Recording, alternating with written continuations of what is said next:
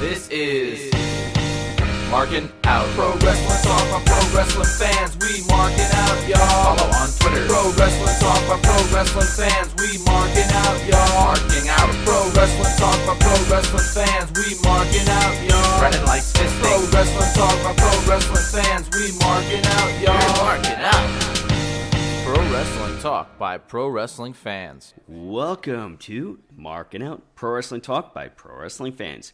This is episode 789. Hey, thanks for listening.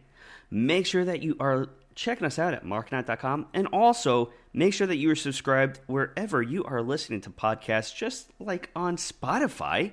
Give us a 5-star rating to go with that 5-star frog splash. Buy a t-shirt over at prowrestlingtees.com/markinout. Give us a like on Facebook, follow on Twitter at Markin Out, on Instagram at Markin11, and on TikTok at Markin Out. And in addition to all of that, you can follow me, Dave the Rave, on all social media platforms at David PT DPT. You can follow Chris at CMSweeney85 on Instagram and Chris Sweendog on Twitter. And you can follow Brandon at BTTG161. That being said, Brandon, how are you? I am doing awesome as always. How about yourself? Doing fantastic. How was your week? It was a quick one again. I didn't do anything. Not much. Just getting super freaking pissed off, I will say, at WW2K26 again, over and over again. Oh, what else is new? And it's super annoying because there's certain things that I can't do in the game because I have arthritis. So I've been messaging them, and they're like, well, it's meant to be like this. And I'm like, this is garbage. They have Wait, what do you mean you can't do because of arthritis? There's a mini game. When you do submission match, cage match, inferno match, casket match, dumpster match, a mini game pops up.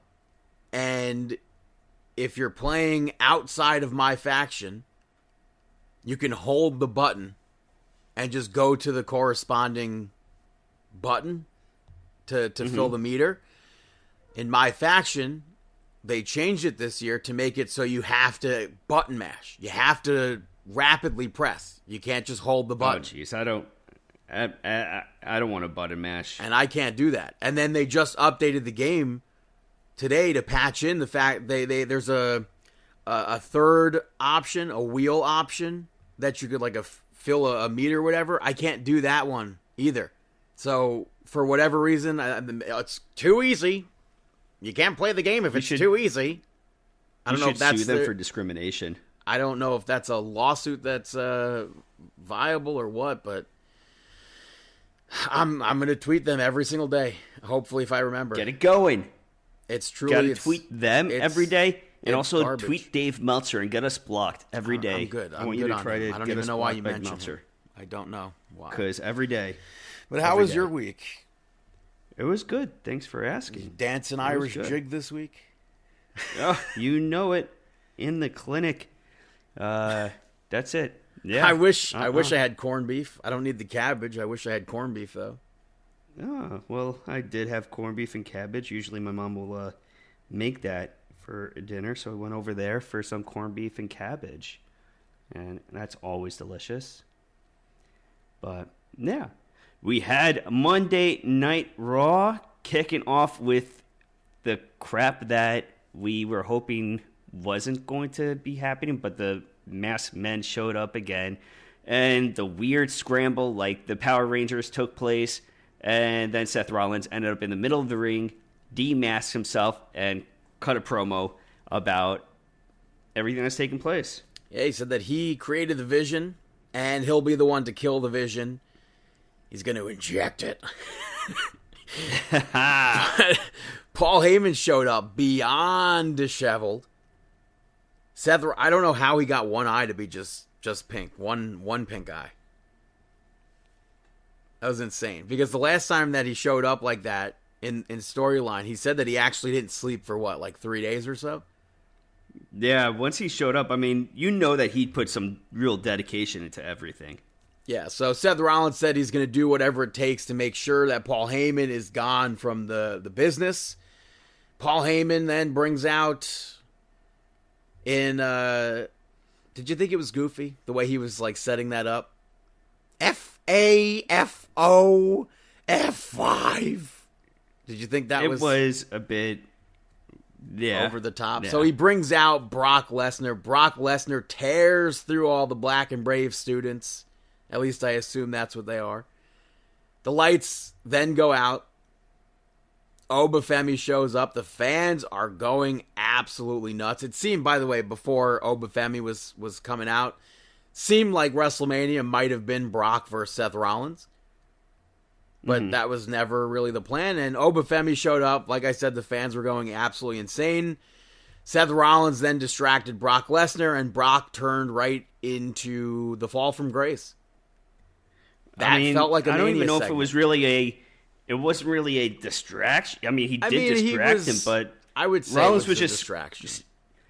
I think Brock did that to himself, though, because it wasn't like a legit it wasn't like an intentional distraction. Lesnar, Rollins was just standing there, and then it looked like Lesnar just got distracted, kind of taunt him out of the ring, and that was really it. The pop-up powerbomb. In a perfect world, that's how WrestleMania ends with that match. I don't know if that's going to happen, but that was incredible. That entire segment, the pop for Oba. Yeah. This match, I'm sorry, Oba has to win. No? I would hope so. I don't have faith in that, but it would be nice. I don't have faith in it, but yes, it should definitely, we hope that does happen, and it makes it exciting. But yeah, that segment was great, and Paul Heyman, his not shaving look is back, and incredible. But next up, you had El Grande Americano pick up the victory over El Grande Americano Original. A lot taking place in this match, but I very much good. So enjoyed it. Maybe because I'm like very invested. Maybe I'm very invested in AAA, and that's why I enjoyed this so much. But I think that, you're definitely more invested than me with AAA. Original sent Americano outside with an overhead belly-to-belly and took out Los Americanos. And then Bravo got involved later on. He got taken out. Original locked Americano in the ankle lock. Americano gets to the rope. And then Rayo distracted the referee. Bravo stuffed Americano's mask, so Original ends up knocking himself out on the diving headbutt. And that led to Americano getting the victory there. I did not think he was going to get that win there. Mm-hmm. What did you think? He was going to miss? Well, no, I thought that Original was going to get the victory there. Ah. But it seemed like maybe less people were booing this week for El Grande Americano. Mm-hmm. Completely different on NXT. We'll talk about that in a moment. Yeah, it's wild how each audience treats this storyline or the wrestlers involved differently depending on the crowd. But next up, you had AJ Lee picking the victory over Bayley to retain her championship. Oof. Where do we start with this matchup? Because I don't think this match could have been better than it was. I agree with you on that. I agree with you on that. And I enjoyed it for what it was. I disagree with that. I mean, I liked the match for what it was. I didn't enjoy it. I think Bayley comes off looking at, she's a veteran. She looks like the veteran in this match. I mean, technically AJ Lee is a veteran too, but 100% AJ Lee would be the veteran in this match. But I think Bayley, as far as like longevity and everything, Bayley's like top tier. You're not. Agreed. It's going to be very difficult for people to touch Bayley in the future. Be like, I mean, commentary kept running down on Rey de Reyes, future Hall of Famer, first ballot Hall of Famer. Not to say AJ Lee isn't, but like, it's. I mean, if you're going to put them side to side, I think that Bayley is more Hall of Fame worthy. But I definitely agree with everything that you're saying. But this matchup, I can't even say that it lived up to my. I don't want to give it the credit that it lived up to my expectations because I just didn't flat out like it. Bayley is a workhorse, You know, the way that she's able to carry the matches and stuff like that with anybody in the ring. You could put her with, she's like Dolph Ziggler, Zack Ryder. There's like a group of wrestlers that you know if you put them in the matchup with anybody, the matchup is going to at least be good and the other person's going to be protected and safe. And AJ Lee just is so slow. And it looks like she's like very thought productive in the ring where she's not going instinctively on her actions and everything. She's like thinking. And it just comes across as boring to me. I liked Bayley reversing that Shining Wizard with the half crab. That was cool. I liked that it took 3 times for Bayley to hit the Bayley to belly. Mm-hmm. But AJ hit the Shining Wizard a bit after that, and Bayley missed the elbow drop. AJ locked in the Black Widow, got the victory. Yeah, and I will say I don't think that AJ's going to be a prolonged champion. I think that she can lose it at Mania. Right? Yeah, I mean Becky Lynch attacked AJ Lee after that. That's 100% leading to WrestleMania. Becky Lynch has never beaten AJ Lee here, so I think that's what we'll get. And then we saw Lyra Valkyria yell at Bayley saying that they'll get to WrestleMania together. The Kabuki Warriors showed up, and Asuka said that she would have beaten AJ Lee. And then Asuka also said that they're going for the tag team titles. They were like, let's go talk to Pierce. Mm-hmm. So we will... I don't know who will be in that match, but hopefully it's Lyra and Bayley walking out as champion. Yeah. Although I'd agree with that. I wouldn't be disappointed if Nia Jackson Lash Legend were to retain the titles, but I would much rather see Bayley and Lyra get that WrestleMania moment. Agreed. Especially because Bayley, I feel like she still hasn't been given the credit that she deserves. Like, kind of like Natalya, you know, where these wrestlers have been doing so much for just WWE for so long, and they've been at the top at times, but I don't know. I feel like they just deserve so much more even still. You know? But like next up you had maybe like a main event of WrestleMania with a victory, you know?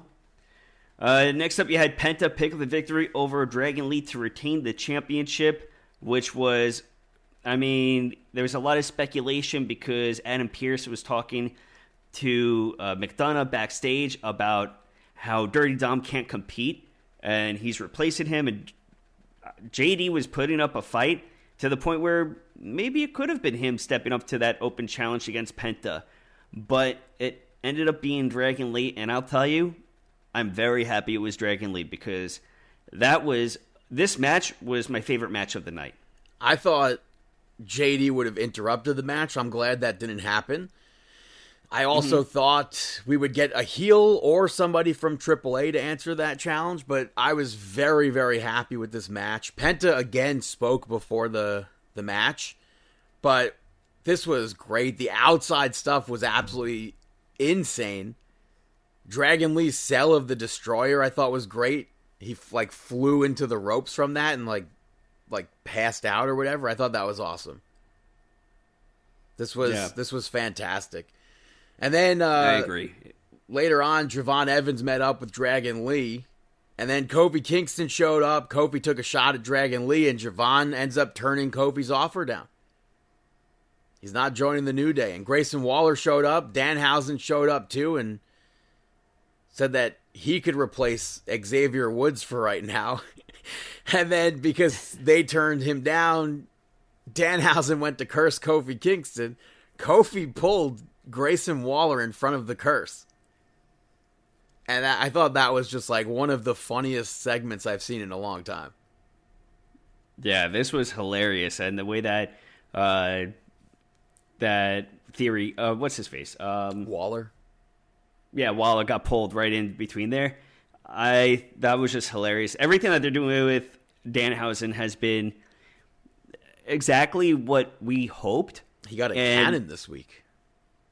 Yeah, the cannon and everything. it was just incredible, and he's so over. And compared to everybody that booed him on that debut, but I don't think again though he wasn't. I don't think he was booed per se. It only sounded like boos happened when the lights went out, when the segment ended.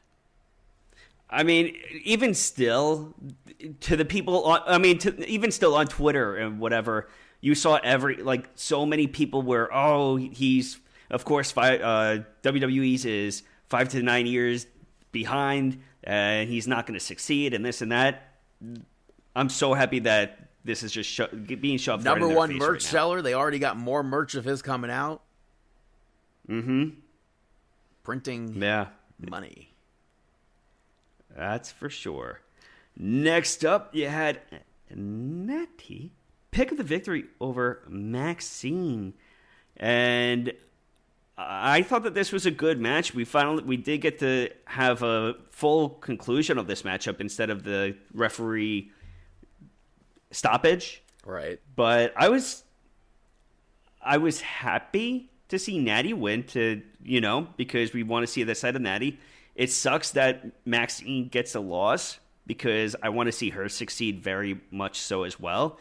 But now I need to see what happens to Natty. Like right now, I do not want them to drop the ball with her character because it's that damn good. Yeah. Well, part of me thought that Maxine was going to actually win this match. Somehow, I don't know. I think in reality, when you look at it, there was maybe no way she was going to be winning. But Natty worked on Maxine's leg throughout the match, and she won with the sharpshooter. But my favorite spot of this match was that first rear naked choke that Natty locked on. I thought that was great. So yeah, I totally agree with you. Where we go next with Natty, I don't know. Maybe. I don't know. Because if Becky Lynch is going to walk out of WrestleMania as the Intercontinental Champion, I don't know. The fans aren't going to cheer Natty. They're not going to cheer Becky. So I don't know. I think that putting Natty has to be in a position right now that she just goes on a streak and just tears up everybody. And then I would put her in the title scene, but I wouldn't necessarily put her in the title scene right now. I need her to get win after win after win, just like what we saw with Shayna Baszler. I want to see that sort of a streak, but then capitalize on Natty. Well, after that match, we had an interview from SmackDown superstar Randy Orton, grainy as hell. Wi-Fi was acting crazy. He was talking to someone we don't know. And then he canceled the interview with Michael Cole, and he said he spoke to someone who made him understand that he did what he did to Cody Rhodes because he's the legend killer. I believe that's what he said, something like that. And he ended it by saying that wrestling has more than one royal family. I don't know who he'd be talking to. Storyline fit would be Alpha Jr., Ted DiBiase Jr. No way were you going to say those. What do you mean? I said Ted DiBiase Jr. as a joke. I mean, storyline-wise, they would fit. I don't think Ted DiBiase, I just saw something with the judge not, dismissing his case or something, so I don't think it'll be him.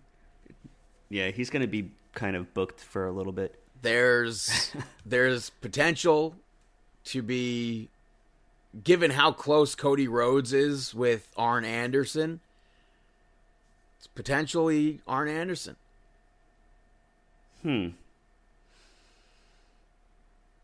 So. Okay. With everything with Arn Anderson and Cody Rhodes, I could. But why with Randy? Why not? Randy Orton, I think, is one of the greatest multi-generational superstars of all time. Yeah, but why Arn Anderson? Because of how close he is to Cody. I don't know. Yeah, but Who are I you can't throwing see out Arn there? Anderson. Who are you going to throw out there? Yeah. And be like, why so and so? I can't see Arn Anderson. Okay, who are you throwing out there then? I threw out Ted DiBiase Jr. as a joke. Okay, you're not throwing out jokes. Who's the non-joke answer?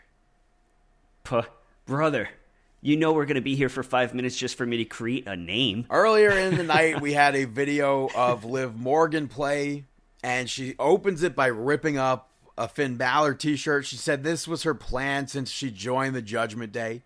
She always knew when he was lying. She could see how fake Finn Balor was at times, and she put over how much stronger the group is now without him in it. I thought this was a good video. So, we didn't see any Finn Balor yet. It'll be interesting to see. I thought this was a solid promo, very entertaining. I thought it was a strong one. I thought it was good that it was a pre-tape segment with Liv Morgan. I thought it was really good. Next up, you had Stephanie Vaquer pick up the victory over Raquel Rodriguez. This was a good match too. It was fun. It was entertaining. It did exactly what it had to. I thought Raquel was good in this okay. match. Not to say Stephanie Vaquer wasn't, but this, to me, this didn't scream WrestleMania. Agreed. Liv I Morgan, definitely don't think that this is WrestleMania, but like it was a Liv, Monday Night Raw. Liv got up on the apron. Yeah, but we're in WrestleMania season building to Liv Morgan versus Stephanie Vaquer. What did Liv do? She got up on the apron. Raquel's able to take Vaquer down, and then Io ran down to go after Liv Morgan. I didn't understand why Io was out there. Mm-hmm. And then Raquel attacked her. Vaquer took out Raquel and Liv Morgan. Raquel went for that Tejana bomb, and Stephanie Vaquer rolled through to pin her. But this, to me, this doesn't build to Stephanie Vaquer, the champion, going into WrestleMania versus Liv Morgan, the Royal Rumble winner. I mean, it gets Raquel Rodriguez out of the direct picture, I feel, as a roadblock for Stephanie Vaquer. I don't think she was a roadblock in this. She'll be think at so. WrestleMania. I mean, she'll be she ringside was at a roadblock. WrestleMania. She's a roadblock in the sense that she's there as interference on the way to WrestleMania versus Vaquer I think she could going still be against there Liv. at WrestleMania as interference. She could, but I think that this covers it going into it. Closing Monday Night Raw had Roman Reigns call out CM Punk, and CM Punk, man, came out slow as hell. Maybe 1 minute less than The Undertaker's entrance. Literally went around the whole ring to slap hands with everybody, just basically rubbing in Roman Reigns' face, it seemed. And this segment was, I think, better than we've seen. We got a Samoa Joe name drop, sort of, here. CM Punk brought up last week with the Usos, and he said that was a total name drop with him. He said that he deserved what he got. So we got some sort of closure there, but he questioned who the real tribal chief is.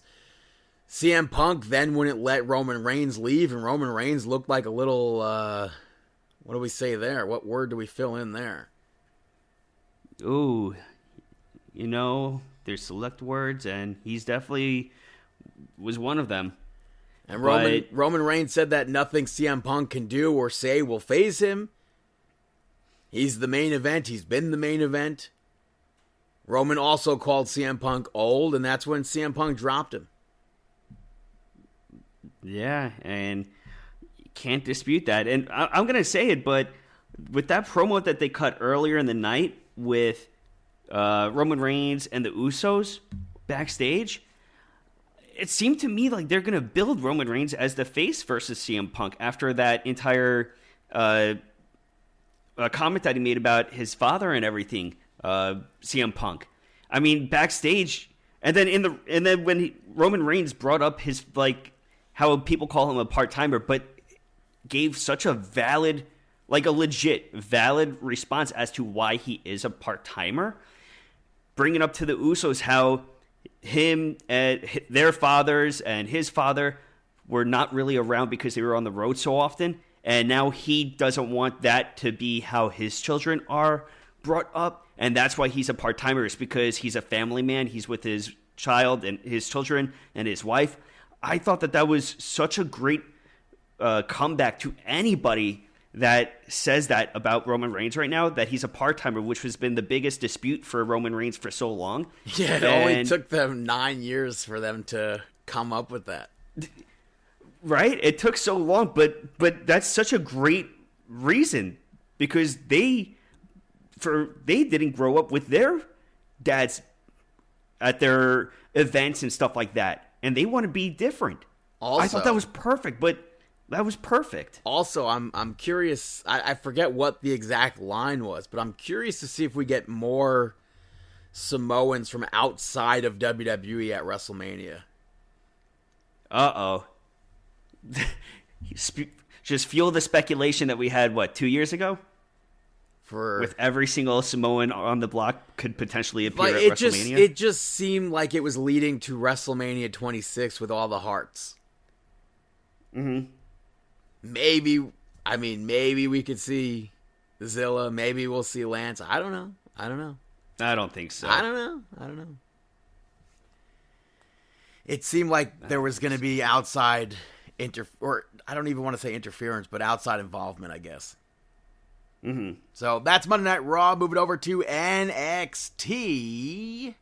Kicking off with JC Jane picking up a victory over Sol Ruca and Zarya to retain her championship. And I am very happy that JC Jane picked up the victory, because I feel like JC Jane, over the course of the last year, JC Jane has been probably top 5 or higher female pro wrestlers within, I think overall, I would say, within every promotion. I think that JC Jane has solidified herself within at least the top 5 with everything that she's been doing. And I would even say top 3 women's division in WWE. I think this was a fun match. Sol Ruca, though, was very much so the most over in this match. But I thought it was a really well-worked triple threat match. I agree. I liked when JC Jane threw Sol Ruca into Zarya's spear. But Sol Ruca, knowing Zarya, jumped over, and Zarya ends up taking out JC Jane with the spear. And then Sol hit Zarya with the spear to take her down. I liked the unique Tower of Doom spot. Sol Ruca hit the Soul Snatcher on JC Jane, almost gets the victory there. But Zarya pulls her out of the ring. She hits the F5. Fatal Influence get involved. That distracts Zarya. She doesn't see that JC Jane, just like with the last ounce of energy, covered Sol Ruca. Mm-hmm. I thought that was a great ending. I agree with you. Very solid. But now I don't know where that leads to. I think Sol Ruca told Robert Stone she needs to speak to Zarya next week, so we're getting some sort of talking segment. I assume we're going to get some sort of like street fight or something between the two of them at Stand and Deliver. That's what I would do. I would say Sol Ruca and Zarya Stand and Deliver. JC Jane, I don't know what would be next for JC Jane. I think we already know. I believe it's not official or anything, but I believe it would be Kendall Gray. She specifically said that she gave up the Evolve Championship. I think we're going to see Kendall Gray face JC Jane for that title at Stand and Deliver. Okay. I think. After that match, we saw Ricky Saints come out, and he spoke about him and Ethan Page, and he said that he's going to become champion, and Ethan Page came out and reminded Ricky Saints that he was the one that won last week. And Saints said that he'll let Ethan Page call Miles Bourne out to get another North American Championship match. And he's like, I don't want to be two-time North American champion. I want to be two-time champion. And then Joe Hendry came out and he spoke about Ethan Page beating him. And he said maybe Ricky Saints just doesn't have, or not have what it takes. He doesn't want it as bad, I think he said. And he brought up Ricky Saints facing Ethan Page last year. at Stand and Deliver, and this caused them to argue, but then it seemed like they were faking it, and they jumped Joe Hendry. But Joe Hendry ends up taking them down, and then ultimately Tony D'Angelo showed up and took all of them out. And then Ethan Page and Ricky Saints yelled at Robert Stone later on. Page said that Ricky Saints wants Tony D'Angelo in a one-on-one match, which Robert Stone made the match. Ricky Saints clearly didn't want that match, so I thought that was really funny. And I assume that Ricky Saints will repay Ethan Page for that. But I don't know. I assume this has to lead to a fatal four-way at Stand and Deliver. I agree. Next up, you had El Grande Americano and Los Americanos pick the victory over the Vanity Project. Over big time were Los Americanos. Yeah. I think both teams had moments to shine in this match, but Americano got the victory here, and I was satisfied with this match.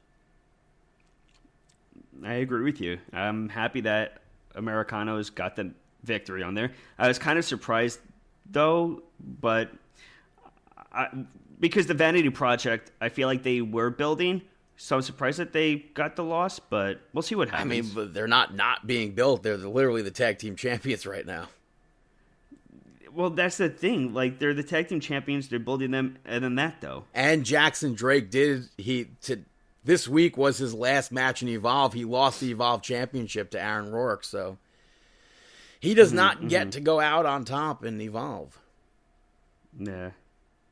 But next up, you had a Booker T Appreciation Night. Did they even announce that they were doing this? Yes, they did.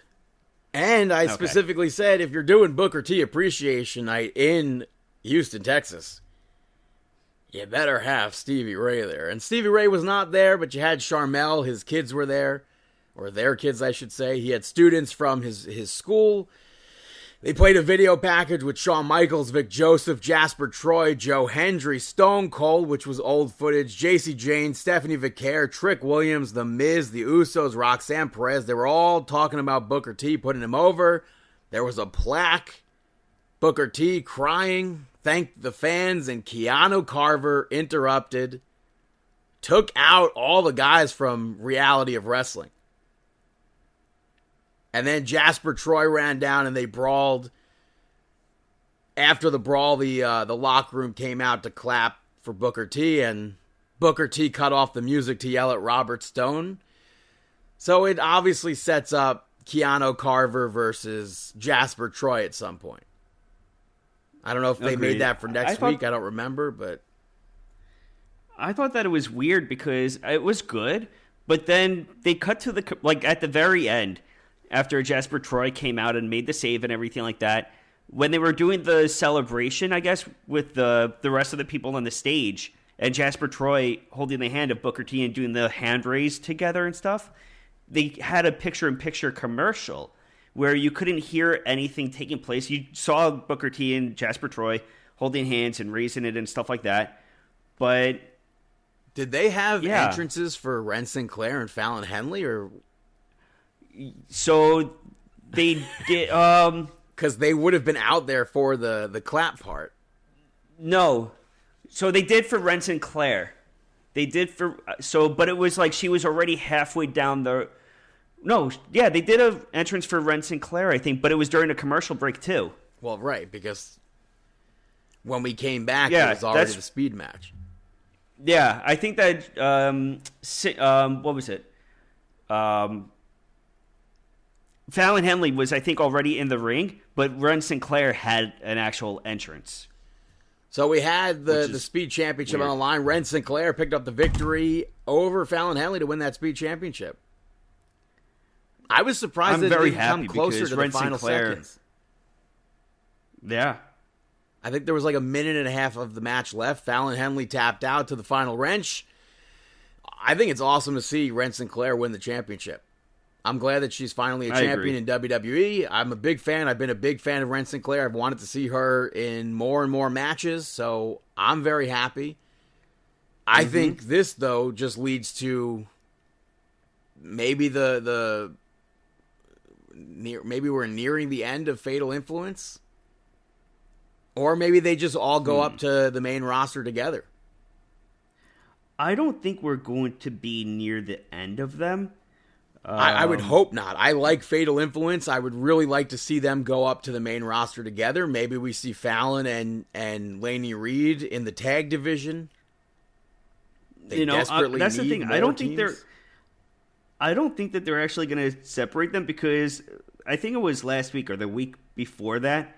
It could have been a while ago, but you had the unity between the three of them, where they each brought up how they all took. It seems like they took shots at JC Jane. I don't know. I don't know. You That could seemed say, like they were taking shots at You could say JC. it that way. That like, I yes, that's true. But the thing, okay, so I do agree with you, and you know what segment I'm talking about.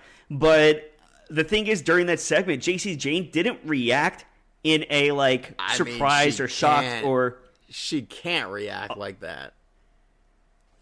All right, we'll see what happens. We'll see. Next up, you had Birthright pick up the victory over Hank and Tank to advance. Birthright, jeez, they're gonna just continue to get stronger and stronger. We know, by the way, in that tag team tournament that was set up that Shawn Legacy was injured in that match the other week, so he's out. So Eli Knight will be teaming up with Elio LaFleur. He stepped in. He's like, well, we're going to have a tournament regardless to get my next contender, so I could stand in right now and tag with you. So we're going to see them as a team. I would assume that we would see them versus Birthright in the finals. I don't know if that'll necessarily happen, but I can't see Birthright losing. Something big would have to happen to counter Birthright. I don't know what that would be, but as far as this match goes, we saw Ariana Grace get involved. Tank at one point took out Lexis King and Charlie Dempsey. And I think, honestly, Hank and Tank really controlled most of this match. I don't want to say this was a good match for Birthright at all. So, Yeah. And then Lexis King got in the ring. They took him out. Stacks wasn't legal when they took him out, so Connors ends up making the pin there to get the victory there. I believe Lexis King... What was the backstage segment with him? Is there going to be something with the North American Championship? I don't remember. I forget if that's a thing with him. Something like that. So maybe Birthright will be a big thing on the show coming up. I don't know. And then we saw the brawl between Dark State and OTM continue backstage. Dark State was on top this time. I don't know where that leads. I would have assumed it would lead to a tag match between the two teams. I don't know. Yeah, I don't know where it's going to lead to, but Cutler James was still out, I guess, from his injury. So it was only 3-on-2. I want to see more, and I want to see more from OTM. Dark State, I think, needs to continue to get their feet wet, but OTM has been there for a little bit of time. I think that they have a great appearance and everything. I want to see something happen at some point soon. But next up, in the main event of the evening, you had Tatum Paxley successfully defend against Izzy Dame in a cage match. This match, the both of them, they have really good chemistry together. Yeah. And I thought this was good. The match, before the match even, Izzy Dame attacked Tatum Paxley outside of the cage. I liked them fighting on top of the cage. I liked at one point when Tatum Paxley got knocked down on the top of the cage. She did that Undertaker sit-up. Mm-hmm. That's something we previously saw when she did the casket match with Wendy Chu. But Izzy Dame superplexed Tatum Paxley from the top of the cage. We got the kip-up spot again from the code breaker. But this time, Izzy Dame was ready for it. I thought that was fantastic. Mm-hmm. And then she beat Tatum Paxley down with a chair that she had gotten into the ring when before the match started. She powerbombed Tatum Paxley into the cage a few times, but then Tatum Paxley reversed it with a sunset flip onto the chair, and then eventually hit Cemetery Drive to get the victory there. I was a big fan of this match. I'm very happy, like I said the other week, that Tatum Paxley's a champion again. And then I feel like the ending kind of fell flat for me. The ending of NXT, we had her up at the ramp celebrating. Triple H loves those, like, last second, what's going to happen sort of things. I wasn't expecting anything to happen, but Blake Monroe pops up out of the stage. She drags Tatum Paxley down, and that was it.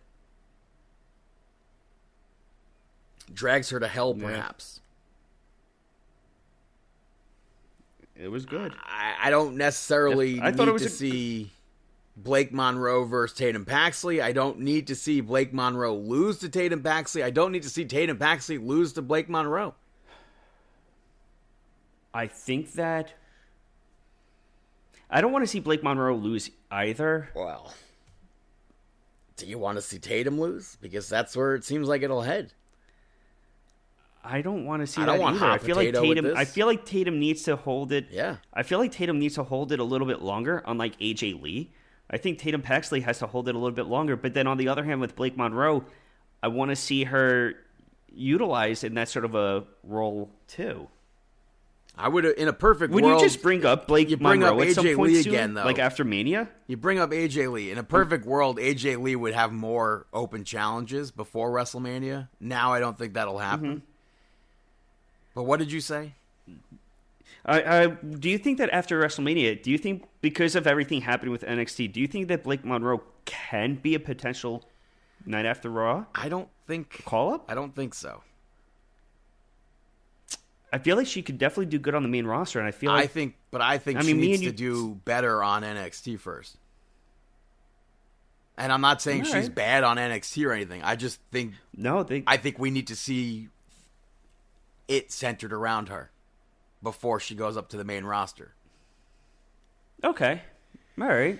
I mean, it could always spin into her gimmick and stuff like that, too, about her going places and yada yada. But I mean, on the other hand, me and you talk about it, like this women's division on NXT, it's such a stacked division, and I don't think that they get enough credit at times from the fan bases. But the women on NXT are just, they're standouts. But we need more tag team matches. We need more tag teams. There's like, it's non-existent at this point for the most part.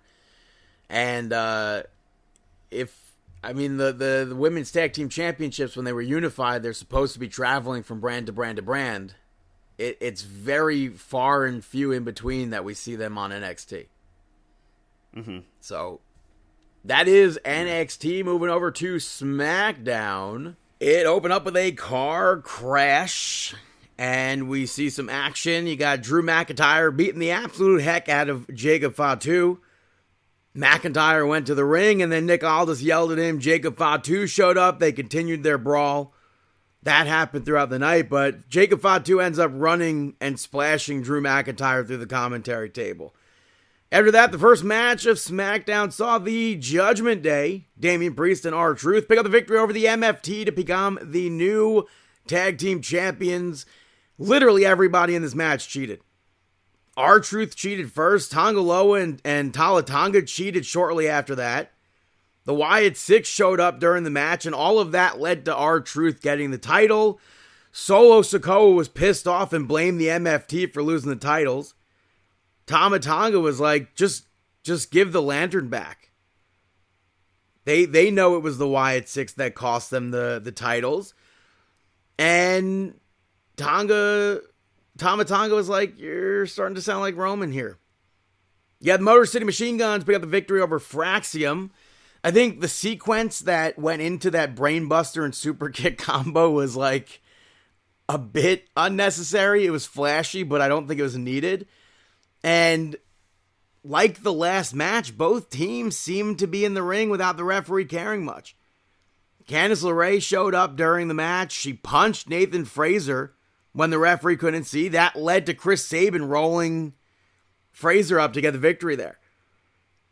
You had Randy Orton come out and speak about the fans and how giving back to the fans put a smile on his face. But he said that's the emptiest feeling he's had in his life. And he doesn't want that to be his legacy. He wants his legacy to be all the championships that he's had around his waist. And he said that he listened to Voices last week because he needs that He needs the killer instinct to get that championship. Backstage, Randy Orton was walking by. He passed Los Garza and Fenix. They scurried off. He passed Apollo Crews and Matt Cardona. Crews left. Cardona confronted Orton and asked him what that was last week. Obviously, he's friends with Cody. And Randy Orton trashes Matt Cardona and ends up knocking him down. And then Matt Cardona went to Nick Aldis, tried to get a match with Randy Orton. Nick Aldis said no. And then later on, Randy Orton had a segment with Jelly Roll. Jelly Roll, before Jelly Roll even spoke to Randy Orton, really, Randy Orton apologized for last week. And then Jelly Roll gave him a pep talk. I don't think that's going to do anything. We had Aleister Black pick up the victory over Sami Zayn. Sami Zayn had words with Trick Williams earlier. So Trick Williams came out to watch the match. People were booing Sami Zayn in this match, and they were cheering and chanting for Trick Williams. Trick threw a drink at Sami Zayn, and Sami Zayn, about to get counted out, goes to tease like he's getting back in the ring, turns around, starts beating down Trick Williams. Almost gets counted out, gets back just in time, boom, eats a black mass. Yet Jade Cargill come out, instantly calls out Rhea Ripley. And Rhea Ripley said she doesn't want to talk anymore. Jade Cargill said that Rhea needs the title. She doesn't need the title. She doesn't need the fans. She doesn't need anybody there. Rhea needs it. And then Rhea Ripley said that since that title has been around Jade's waist, it's needed her. She also challenged Jade to hit her. Jade went to leave. And then Mia Yim and B-Fab showed up, walked Jade back towards the ring. And man, oh man, I knew it. I think it's been building for quite some time. I thought for sure it was just going to be B-Fab. I didn't expect it to be Mia Yim as well, but both of them attacked Rhea Ripley. You had Carmelo Hayes pick up the victory over Ilya Dragunov to retain the U.S. Championship. Dragunov was fired up during this like he got his groove back. That was great to see. Some of this was absolutely wild. Like that dive from Carmelo Hayes to the outside. He just literally hit the commentary table. I like that spot where Carmelo Hayes hit Dragunov with the first 48 as a counter. And then Dragunov hit an H-bomb. Melo gets his foot on the rope. I think they just have killer chemistry. Carmelo Hayes hit another first 48 to counter a Torpedo Moscow. He missed nothing but net. Dragunov hits the Torpedo Moscow. But he went for a powerbomb. Carmelo Hayes rolled through and got the pin. I thought this was a great match. And then you had a segment with Kit Wilson. He called out Jelly Roll. Before that, backstage, Miz told him he had to go out there on his own and do this. Danhausen tried to go out there with them and be his muscle. But Miz wants nothing to do with Danhausen. A ladder fell on Miz. Miz doesn't believe in the curses. But this segment with Jelly Roll came out, demanded for a referee to come down for a match to start right then and there. And Kit Wilson was like, I don't fight with my fists. I fight with my words. Like a civilized gentleman. Slam poetry. And Kit Wilson did not like the rebuttal that Jelly Roll had. So he ends up attacking Jelly Roll. Actually comes out on top there. Was not expecting that at all. But Jelly Roll spoke to Nick Aldis. He's like, I want Kit Wilson in a match, and Nick Aldis set up a match, Jelly Roll versus Kit Wilson on SmackDown next week. But I have to assume it's leading to a tag match, which I'm completely fine with. I assume Jellyhausen versus Miz and Kit Wilson at WrestleMania. The main event saw Nia Jax and Lash Legend pick up the victory over the Bella Twins via disqualification to retain the tag team championships. Charlexa showed up during the match. I think the actual match went how you would expect this to go. But Nia Jax went to hit Brie Bella with the championship. Charlotte got involved to prevent that, and then they all brawled. The champions came out on top. And then you have Randy Orton backstage getting a phone call saying he's going to go to the ring. He's got to fix it. He came out shaking hands with kids, and he called Matt Cardona out to apologize, which he did.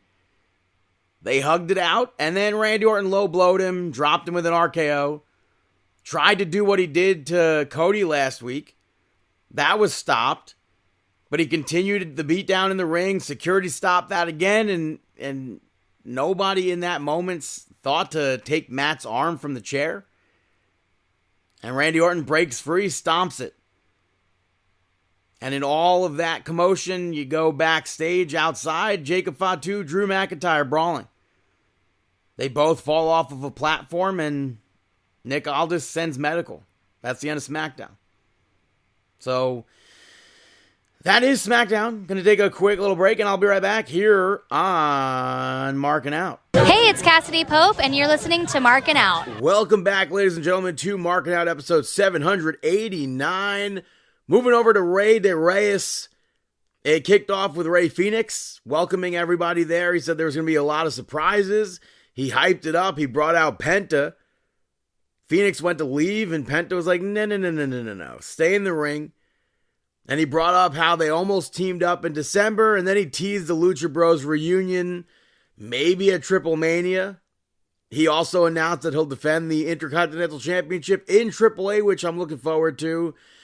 The first match kicked off an open challenge. Flammer picked up the victory over Bayley. I definitely said victory weird over there, but this is exactly what I wanted. I was happy to get Bayley there as the open challenger. The crowd went absolutely insane for Bayley. Like a huge pop for Bayley. Flammer at one point ripped the turnbuckle pad off. Bayley hits the Bayley to belly. Flammer kicked out. Flammer reversed the Rose Plant. Los Toxicas got involved. And Flammer sent Bayley into the exposed turnbuckle. That got her the win. And now she broke Taya Valkyrie's 945-day reign record for the Reina de Reyes Championship. I don't know who's going to dethrone her, but we'll find out eventually. You had El Grande Americano pick up the victory over Santos Escobar, El Grande Americano Original, and La Parca to win the Rey de Reyes. I liked the video package that they aired beforehand. No Jeff Jarrett in it, though. But this was a fun match, and honestly, it really could have gone either way. I would have been surprised if Original won, but if La Parca or Santos Escobar or El Grande Americano, if they were to win as well, I would have been perfectly fine with that. Santos Escobar apparently worked that match injured. He has to go have surgery now. Or had surgery. But the submission spot from both Americanos I thought was good. And then the pin spot with Escobar I thought was great. La Parca hit the Spanish Fly on Original. And then Escobar hit La Parca with the super kick at the same time, mid-air. I thought that was a great spot. That was awesome. I liked how both Americanos loaded up their masks at the same time. They went for La Parca. They knocked themselves down. And they brawled into the crowd. Escobar grabbed a chair. La Parca ducked that. And he went for the moonsault. Escobar moved out of the way. And then he was able to use the chair. Los Americanos cuffed the Original to the bar in the crowd. So that took him out of the match. El Hijo de Dr. Wagner Jr. showed up. He stopped Escobar from using the chair again. And then Americano got the victory there. But it was really weird that commentary didn't mention Dr. Wagner, like, being there. It almost seemed like they had no idea who it was.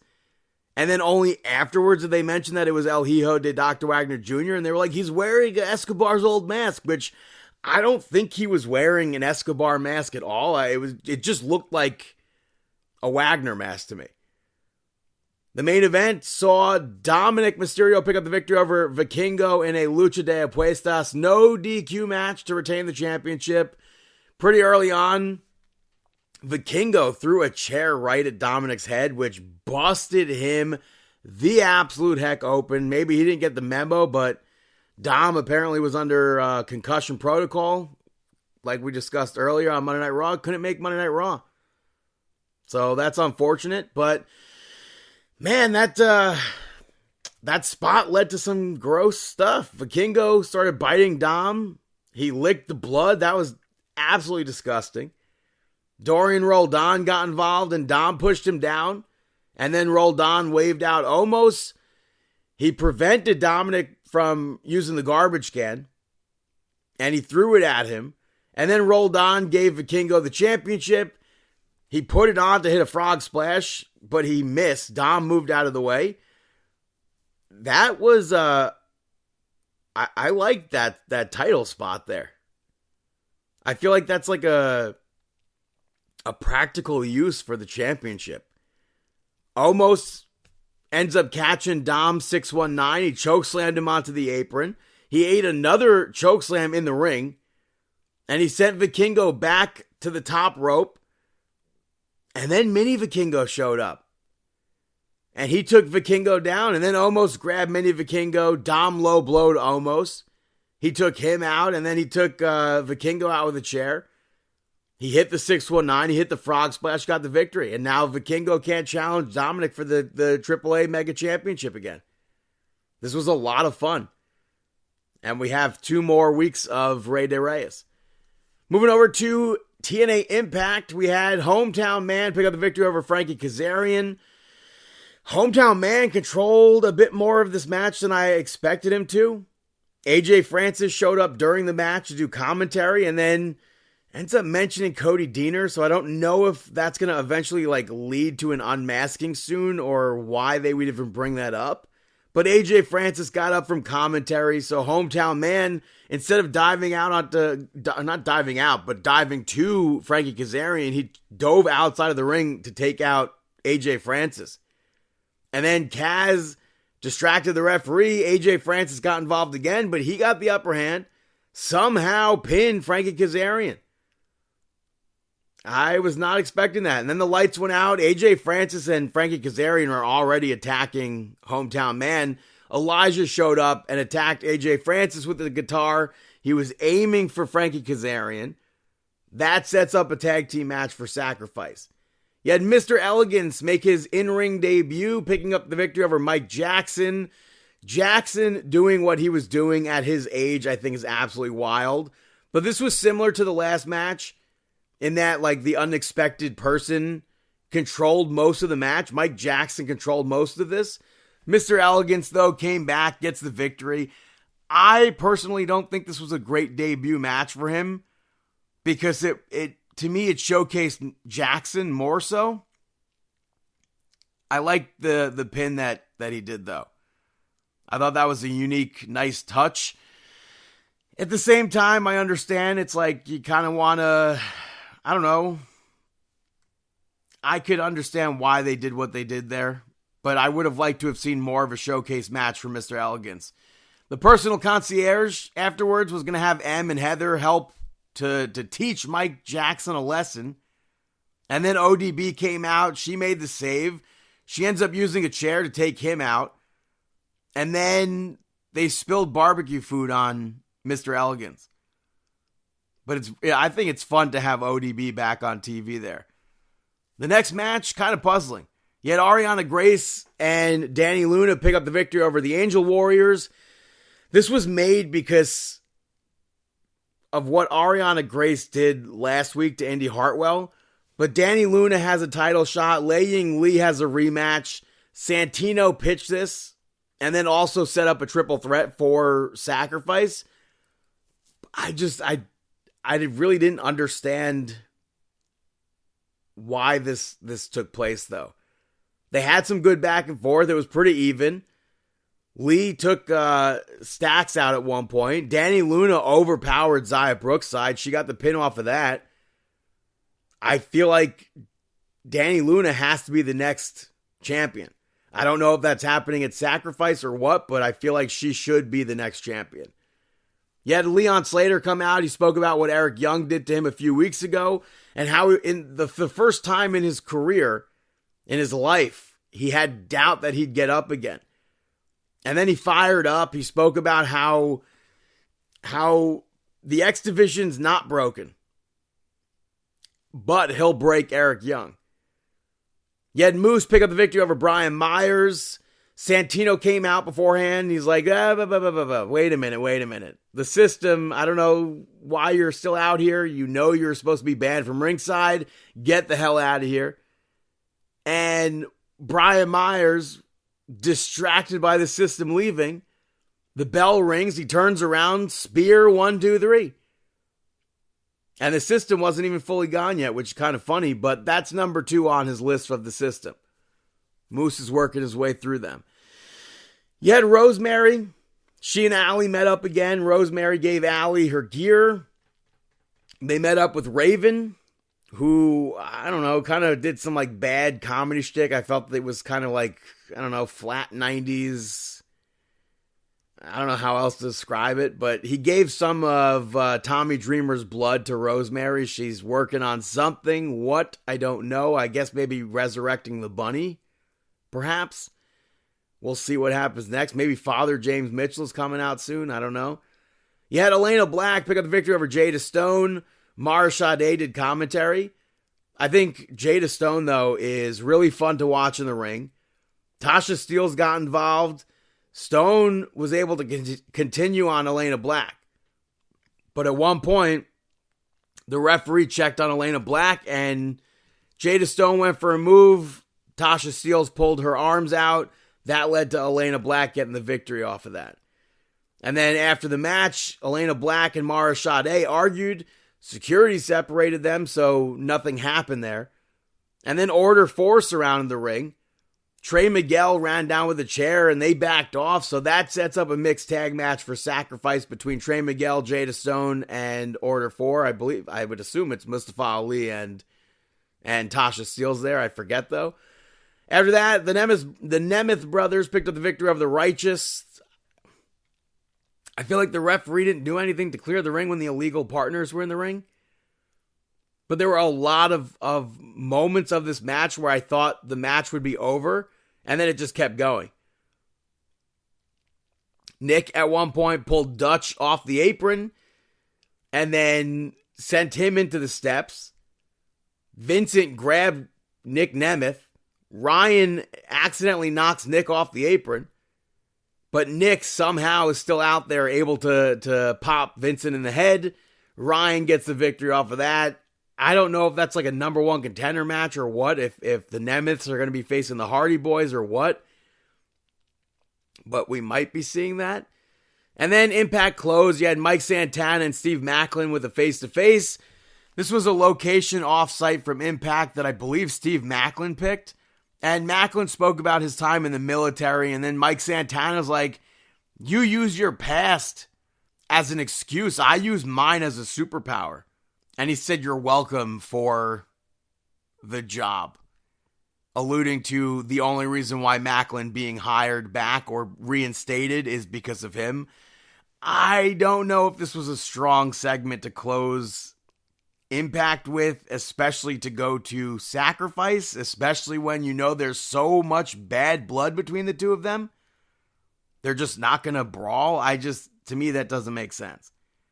But that is TNA Impact. Hey, Brennan, got any shout-outs? Damn it, Bobby, how many times do I have to tell you to listen to Brandon's shout-outs? Zootopia 2 is out now on Disney Plus, so I was finally able to watch that. Did you see any of these movies or no? I did start to watch the first one, but I think I fell asleep. I didn't really care about Zootopia, but I figured I should watch it. And then as far as this one goes, I didn't think the trailers did this movie its justice. I thought this was much better than the trailers showed off. And I thought the sequel was much better than the first one. Still, like, just okay. But it had a lot of things that I popped for. And I also forgot that like Roman Reigns and CM Punk were in this. So, like... How did you forget that? It's not like... I didn't forget it, but, like... When they popped up in the film, I was like, oh, right, of course. I forgot that they were in this. Like, one of those things. So, like... Also, the attraction at Animal Kingdom now makes more sense. I'm glad to have watched Zootopia 2. I would recommend it. I'm sure many people have already seen it. If you haven't, I would say check it out. My next shout-out goes to Rental Family. Have you heard about this film or no? Is that the one with... Brendan Fraser, yes. Fraser? Yeah. I actually wanted to see that. That looked pretty good. It's on Hulu now. He's a struggling actor in Japan, and he joins an agency who rents out actors to play family, friends, etc. for clients. Very heartwarming. I enjoy this movie. Is it like because when I saw the preview and stuff, I thought it was going to be a sad movie. What is heartwarming to you? Like a feel-good movie? Isn't that... I mean, there's sadness, there's happiness, there's drama, there's comedy. Yeah, heartwarming to me is like, it's really sweet and stuff like that. I think that fits I guess we can assume that it's going to have a happy ending. Yeah, I think it fits. I think it fits there. I think that's a good word to describe this film. I'm very happy to see with right now in Hollywood, I don't think anybody could say, but Brendan Fraser has had the best comeback that we have probably seen within Hollywood in a long time. I don't know anybody else that's come back into the spotlight and has won awards and shined and still won over the audiences. I'm like debating. I feel like it's not a spoiler if I say this next part, but wait, is it about the movie? Yeah, but it's just like a scene in the film. Oh, say it. They were playing video games in one of the scenes. Sega Dreamcast. They were playing Giant Graham 2000 All Japan Pro Wrestling 2. I think one of the matches they played was definitely Giant Baba versus Kagemaru from Virtua Fighter. So it was really cool to see that included in that. But it's really they actually rent people for stuff like this in Japan. Mm-hmm. I think I was like researching up on it. I think it said that it's I don't know if they said it started in the 1990s. But that's really crazy that people do that. Yeah, it's a legit... So when I went to Japan, I didn't see this like anywhere, but going in, like I did do research and stuff like that. And of course, I would see on Instagram Reels and everything. And yeah, it's a legit thing where you can rent a grandparent, like a grandma or a grandpa. You could rent a girlfriend or a boyfriend. You could rent a friend. You could rent a parent. It's really interesting. And some of these people, they are working through their own stuff, and some of them are retired. It sounds like it's being described as heartwarming to you. Yeah. I guess it is heartwarming, isn't it? My last shout out goes, but still bizarre. But my last shout out goes to a new show on HBO called Rooster, starring Steve Carell as a best-selling author who. He gets a job at a college that his daughter also works at, but he took the job because he wants to support her. She's going through, I don't know if she's going through a divorce or what, but her husband ends up cheating on her. And like the whole campus basically finds out. It's going to be 10 episodes. I think there's only 3 out right now. John C. McGinley's also really funny on the show. I wish he was on Scrubs more, but I wish all the episodes for this were already out because I would have 100% binged it already. I don't feel like waiting. Exactly. That's what I'm so happy I don't like waiting week after week for shows at this point anymore. I'm too old. I could be gone tomorrow. I'm totally okay with it not being out right now. No, I could be gone tomorrow. I love it. But I wasn't talking about Scrubs in this instance. I was talking about Rooster, but also Scrubs at the same time because I said that about talking Scrubs. About the total opposite of heartwarming. Is what, Brandon? What do you mean? Doom and gloom. For who? For you. And what? Oh, because I could be gone tomorrow. That's how the world works. What do you mean? Jeez. But those are my shout outs. Now it's time for our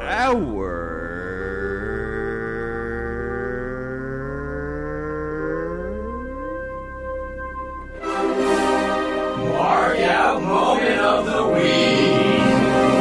That is right, our Markout Moment of the Week. That is right, our Markout Moment of the Week. Get it? Because last week you didn't think I did that, and then I said that we did it. I got you. Thank you. I am going to go right off the bat and say that I probably me remembering that the Zebros were Punk and Roman Reigns for Zootopia 2. Also, The Rock is in Zootopia 2, but it's like such a small, minor role that you wouldn't even know that it was him. They pitch up his voice, if I'm not mistaken. So there's literally 0% chance you would have known it was him. Maybe 0.1%. That's interesting that it would be such a low percentage, especially because, in my opinion, because it's not his voice. You can't hear his voice.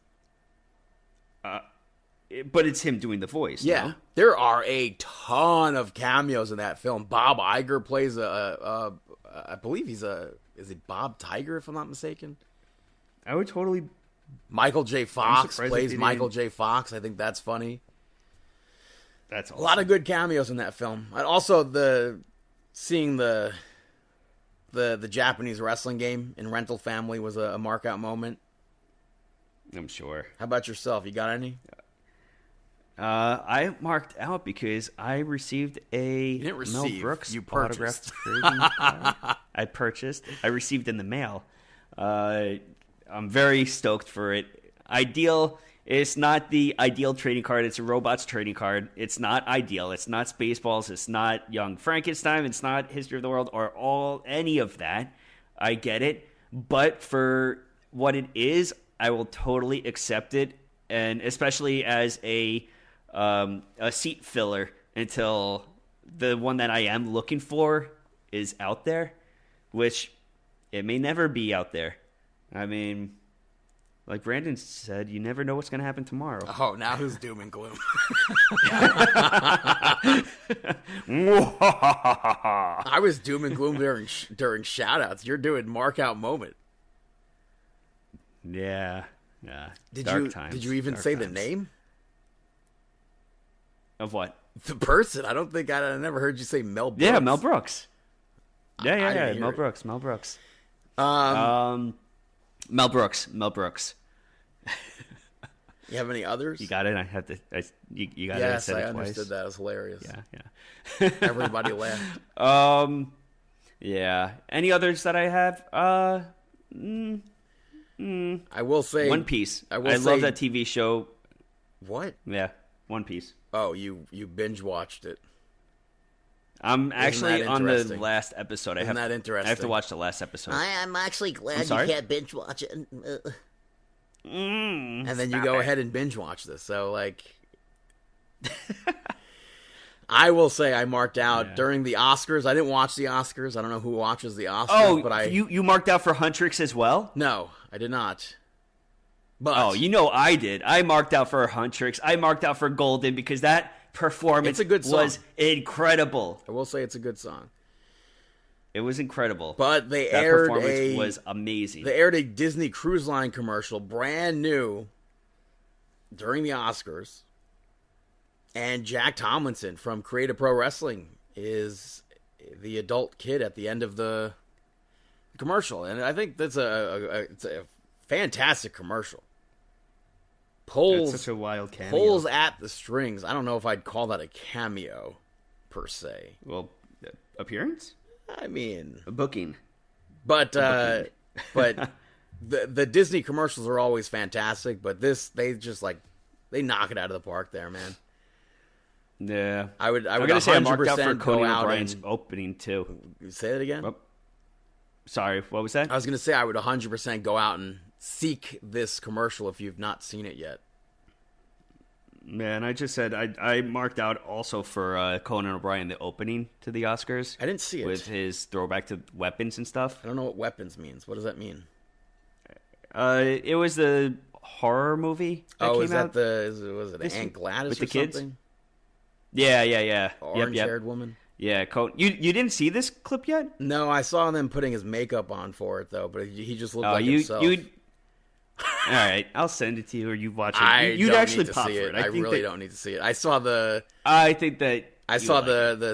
part with Jim Downey where I don't know if that airs like a post credit or what, but when they were like, "Oh, Conan, come into this room. You're going to be the host for life," and then they gas him or whatever, and they put him in an incinerator. But that's kind of messed up. Now that I'm saying that out loud, but they then show Mr. Beast is next, so.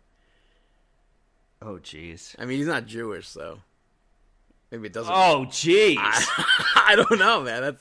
It's kind of really bad when I hear that, but I didn't put two and two together until I said it. Now that you're saying it out loud, it's like sounding worse and worse. Yeah. Well, those are the Mark Out moments of the week. That is episode 789. You can check us out on Twitter at Markin Out, at BTDG161 on all platforms. Chris Sweendog, Team Sweeney85, David PTDPT, Facebook.com/MarkinOut, YouTube and Instagram are Markin Out 11, ProWrestlingTees.com/MarkinOut if you'd like to purchase some merchandise and support us like that. At Markin Out on TikTok, you could rate, review, subscribe, Apple Podcasts, Amazon Podcasts, Spotify Podcasts, iHeartRadio. They just signed a big deal with TNA Wrestling, I believe, if I'm not mistaken. Yeah, I saw that too. YouTube, markinout.com, and we wish you the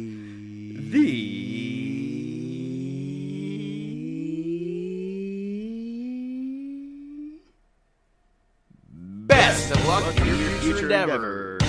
Have a